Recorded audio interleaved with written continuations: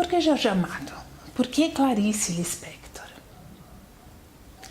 Meu nome é Camila Veiga, eu sou escritora e roteirista e navego no mar das minhas memórias líquidas em busca de terra firme para pisar.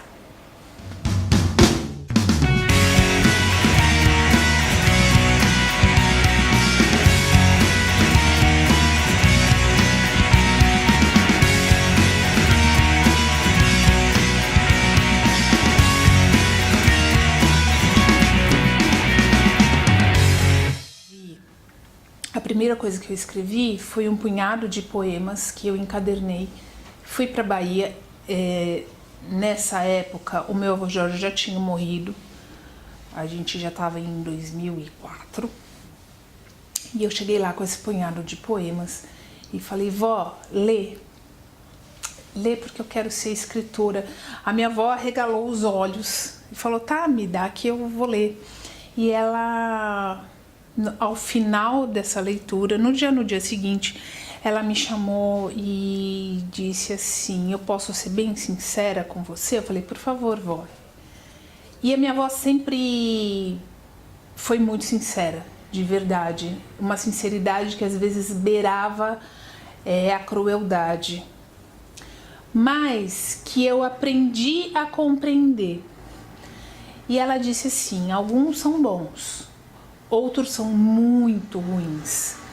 De qualquer jeito, vou enviar para uns poetas amigos meus. Também tem a Miriam Fraga, que é escritora e poeta, e na época ela ainda era viva e ela era a gerente, era que cuidava da Fundação Jorge Amado lá no Pelourinho. Então fomos ao Pelourinho uma tarde.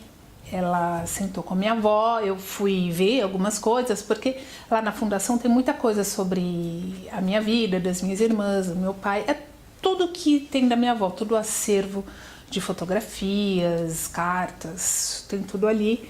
E eu fui dar uma olhada em alguma coisa, e quando nós já estávamos no carro para ir embora, ela disse: olha, pedi para Miriam ler, tem alguns que ela gostou muito, mas você ainda é muito crua. Só que eu quero que você me prometa uma coisa. E a minha avó olhou bem no fundo dos meus olhos: eu não quero que você desista. Não é fácil. Estude, leia, vá atrás, mas não desista. E foi nesse momento que eu entendi que realmente escrever era o meu caminho. Ainda assim, demorei muito para assumir o ser escritora. A minha identificação com a Clarice foi mais do que imediata. Antes de ler sobre a vida dela, eu li o primeiro romance dela. E foi tão forte para mim que eu tive que parar, porque eu tinha conhecido uma pessoa, antes de ser uma escritora, eu conheci uma pessoa que sofria das mesmas dores que eu. E todas elas representadas num único sentimento: culpa. Eu sempre senti tanta culpa quanto Clarice. Clarice por não ter conseguido salvar a própria mãe, e eu me sentia culpada por algum motivo que eu não tinha consciência. Eu me sentia culpada por tudo. Então foi uma identificação, e Clarice, ela tem essa característica de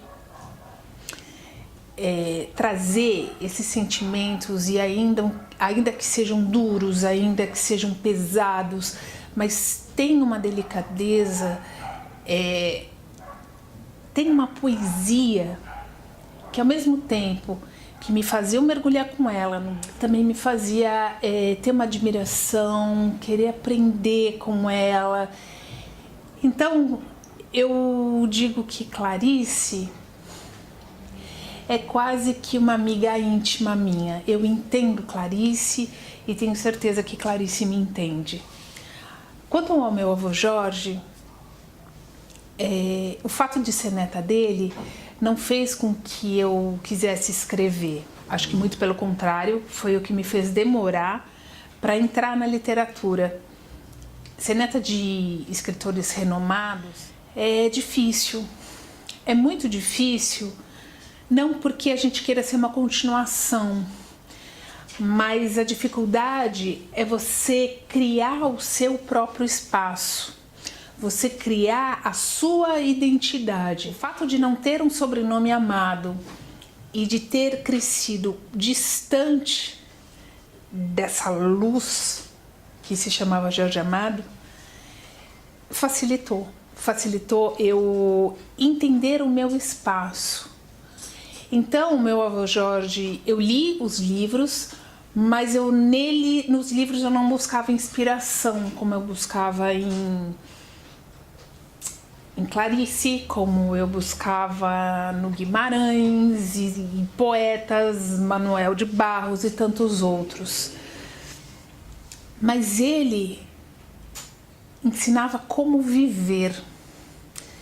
Então eu trago essas duas literaturas porque a literatura de Jorge Amado era para fora, falava de vida. Meu avô era praticamente um paredeiro de personagens vivos.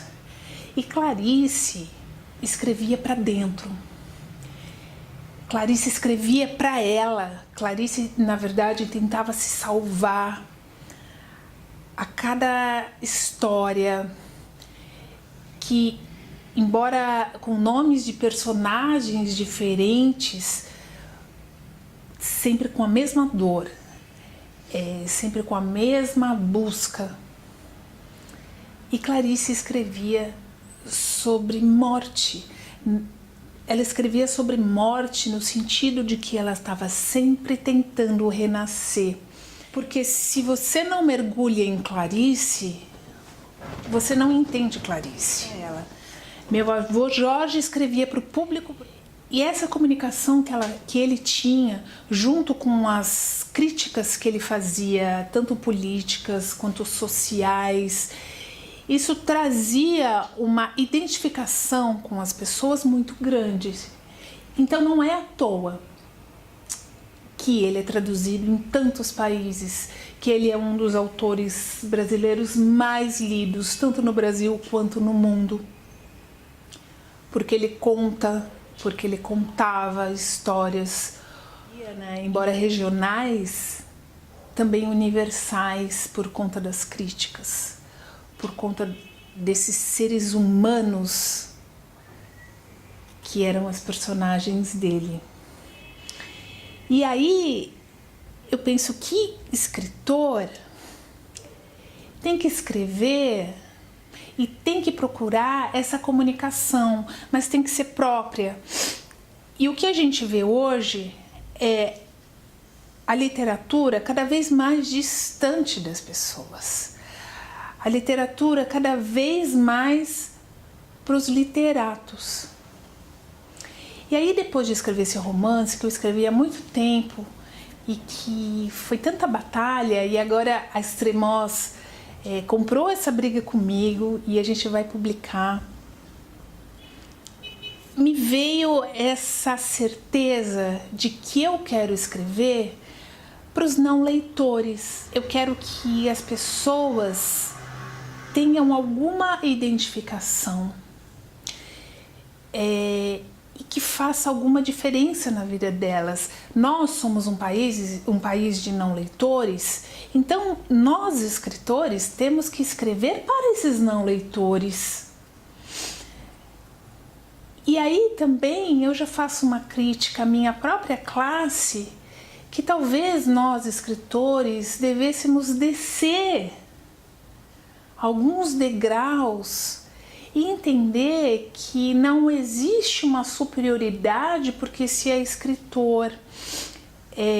Se a gente tem um conhecimento e se a gente tem uma condição, não é para fazer disso um poder próprio, mas sim para compartilhar, né? Que a verdadeira sabedoria é o conhecimento que se compartilha, porque um conhecimento que você usa como uma arma, não necessariamente contra os outros, mas para se elevar em relação aos outros, não vale de nada. E essa mania dos escritores de falarem difícil, de escreverem difícil, qual é o grande objetivo? Aí você vai para uma literatura mais cabeção,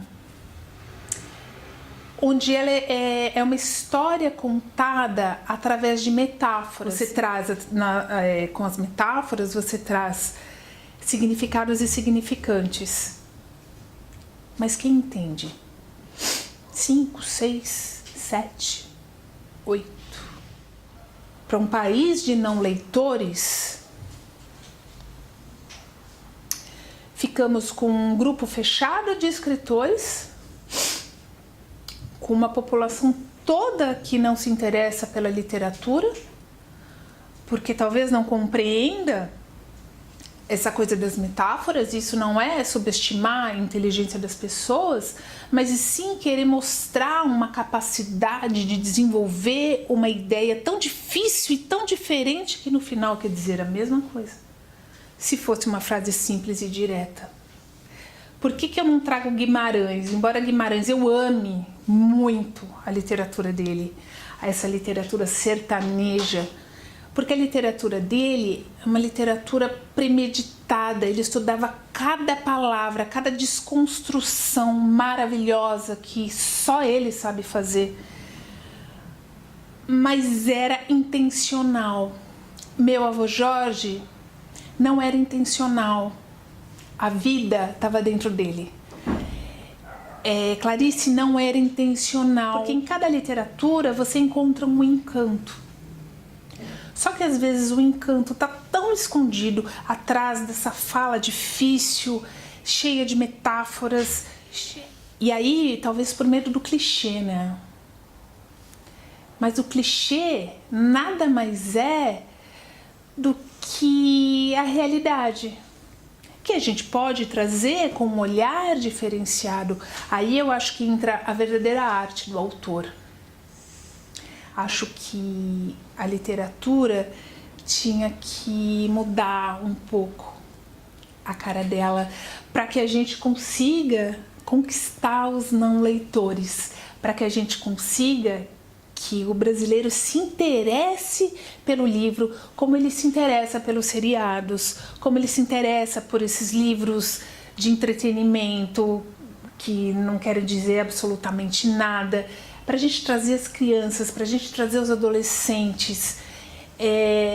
Dá para fazer um trabalho completamente diferente. É claro que trabalho sempre de formiguinha, mas eu acho que a gente poderia pensar sobre isso.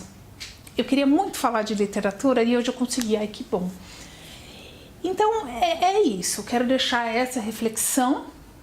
Quero que vocês também me acompanhem no Instagram, onde eu tô sempre colocando textos, fotos, referências, tô colocando erros de gravação, tô tentando fazer a coisa mais divertida para vocês me acompanharem. Então curte, se inscreve e vem comigo.